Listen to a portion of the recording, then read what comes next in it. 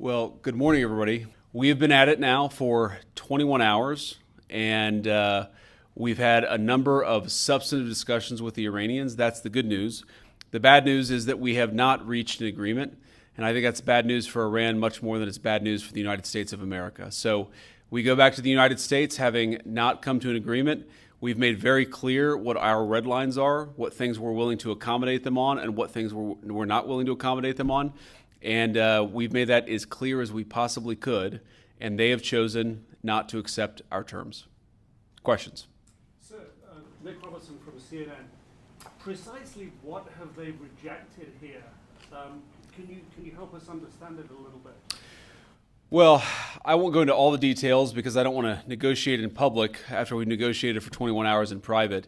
But the simple fact is that we need to see an affirmative commitment that they will not seek a nuclear weapon, and they will not seek the tools that would enable them to quickly achieve a nuclear weapon. That is the core goal of the President of the United States, and that's what we've tried to achieve through these negotiations.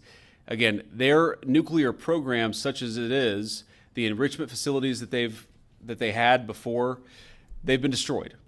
But the simple question is, do we see a fundamental commitment of will for the Iranians not to develop a nuclear weapon, not just now, not just 2 years from now, but for the long term? We haven't seen that yet. We hope that we will. We just could not get to a situation where the Iranians were willing to accept our terms. I think that we were quite flexible. We were quite accommodating. The president told us, you need to come here in good faith and make your best effort to get a deal. We did that. And unfortunately, we weren't able to make any headway. How often did you communicate with the president throughout those rounds, and what was he saying as you were going through these negotiations that you said fell short? Yeah, obviously we were talking to the president consistently. I don't know how many times we talked to him, a half dozen times, a dozen times over the past 21 hours. We obviously also talked to Admiral Cooper, to Pete, to Marco, to the entire national security team. We talked to Scott Bessent a number of times.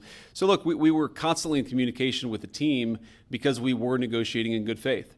And we leave here